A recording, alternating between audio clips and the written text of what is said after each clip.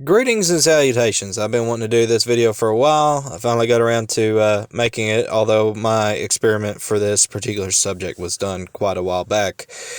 I'm going to be, of course, talking about math rock averages. We're going to be discussing this and how it's relevant to your games and how I believe it as a hidden mechanic, and I'll explain that term here in a little bit. It should make a comeback because it is actually very relevant to the games today. Now, why do I call it a hidden mechanic? Well, you see, aside from a couple of resources such as the first edition AD&D Dungeon Master's Guide by Gary Gygax, who talks about the bell curve, um, you don't really see this discussed very often, and it's actually quite important to some degree. You know, obviously you can run your game without this. You don't need it, but it is very relevant to how you wish to balance your game, so to speak. And that's what I'm going to talk about today. So now, you'll probably notice on the screen that I provided up for you, I have things like D20s, D10s, D8s, and D6s. The D4s was further on down, but I could tell you that the average was 2.5. And I have 3 sets of die that were color coded. I actually have 2 blacks, but I only used the one for this particular example. And I used the reds, but I had, as you can see, I had like 4 different red D10s. And as you can see, I put notes like in tray, in vape case, trying to keep some separation going on so that I could make sure that the experiment was done with everything being as isolated as possible so as not to skew the results. And so we're going to discuss that a little bit. So let's talk about how you get those averages. You'll notice that right next to D20, for example, you'll see 10.5. For the D12, 6.5, D10, 5.5, etc., etc. What you do is you take the total number of the dice that you are rolling, and in this case it was 1. Each one was getting rolled separately, isolated from each other. You add 1 to it, to the highest result that you could possibly have. So in the case of the D20, it would be 21. And then you divide it in half. And so you have the 10.5. Now, if you rolled 2 D20s, it would be a nice 21. Because, 10.5 plus 10.5 equals 21. But that's how you get the averages. And so the way that I did my little experiment is I took each and every die that I have in my collection and I rolled them each 10 times. I gave the total sum and then I divided it by 10, the number of times I rolled. Luckily for us, this is very basic math, second grade level, really. But then again, this is a hobby where people think THACO is hard to calculate, so I would be surprised, I suppose. But let's talk about the relevant information that I have up there. You'll notice that the D20s, the red one, I had an average of 9.4, fell just shy of what I would consider the optimal range for a D20. It fell quite a bit short. Now, the black one was very optimal because as a GM, DM, referee, whatever term you wish to use, I like to make sure that my player characters have a chance to live, and I don't want to use a die for whatever reason, and it was either a manufacturing thing or what, but something for some reason makes the orange one down there roll a 12 on its averages. And I had did that 2 different days just to make sure, and both times it was an average of 12. Right at 12. So I'm not sure. It's a bit of an anomaly. The orange one I call my cheese ball of death.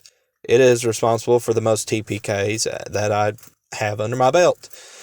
Chances are, if anything happened bad in my campaigns, well, the cheese ball of death is to blame.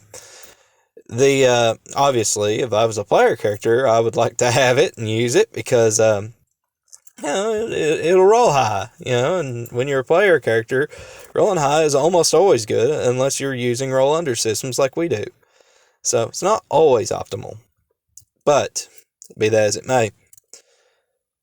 As you can see, that particular average was much higher than normal, and I like to keep things very fair. So you'll see little notes saying optimal for example. So I try to figure out which ones I needed to retest further down the road. In the case of the D10s, as you can see, uh, sorry about that. Anyways, you can see in the case of the D10s, I had to retest the red and the orange one because they fell within the same amount of distance, just outside the optimal range. And by the time it was all said and done, the orange one was definitely the more optimal of the options. The interesting thing about the D8s, however, was that the red and the orange had the same exact average on the first test, averaging 4. On the retest, they both averaged 5. And so they both seem to be equally optimal in this particular instance. And, that's really all there is to it. Now, how is this relevant to your games? How can you use this? Well, if you're a game master, obviously, this would help a lot with determining the health of creatures, just as off the top of my head. We'll use orcs for this example because orcs are a one-hit die monster, and they, their hit dies are not really modified by anything like the goblins, who have a typical -1, or -1, I should say, to their hit die roll, or anything like, like a giant bee, which uses, or better yet, a kobold, which normally uses a D4. So, in this instance, we'll just use our orc. We'll call him Jerry. How many hit points does Jerry have? Well, here's one option, and this is the option I normally go with because I like to roll die myself, and that is I'll roll the die and see what hit points Jerry has. I'll roll on the D8, and whatever he has, he has. Now, if I wanted to decide I wanted to bring his hit points up more, this is where the averages can help us. Because if you feel like a monster is going to have too much or too little health for the encounter, then if you want to rebalance it, and by all means, you do your thing. I'm not an anti-balancing guy, okay? So, anyways, if you decided you wanted to balance this encounter much more efficiently, you could just bring Jerry down to either 4 or 5 hit points. Now, of course, you'll probably wonder, well, wait a minute, 4.5, there are no 0.5s on these die. How do I know which one to use? Well, simple. Let's say you can't decide whether Jerry should have 4 or 5 hit points. Take your D8. Go ahead and roll anyway. On 1 through 4s, he'll have 4 hit points. If he has 5 through 8s, he'll get 5 hit points. It's a very simple little solution. Thinking on the fly, improvisational, this, that, and everything else. Myself, I prefer to roll things and see what they come up. But, some people like to keep certain monsters, within a good, healthy, challenging range while not being too hard to destroy. For example, dragons. Dragons are very popular to throw in campaigns because they're big, they're scary, they can easily take the party with almost no trouble whatsoever. So, but you don't want to roll a youngling, but you don't want to throw an ancient one at them either. So you're going to just take an adult. Okay, well, he has several hit die.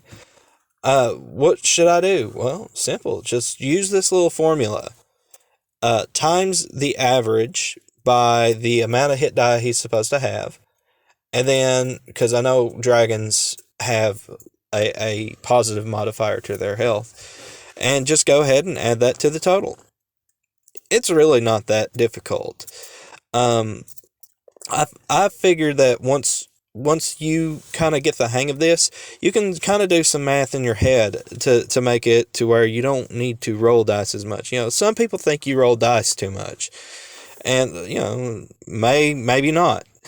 I myself roll die all the time, and so I like to keep things on my toes. If Jerry has 1 hit point, he's going to have 1 hit point. But I've kept you long enough. You've been patient with me. And so, as always, guys, take care. God bless. I'll see you on the other side. I hope this video is of profit to somebody. Take care.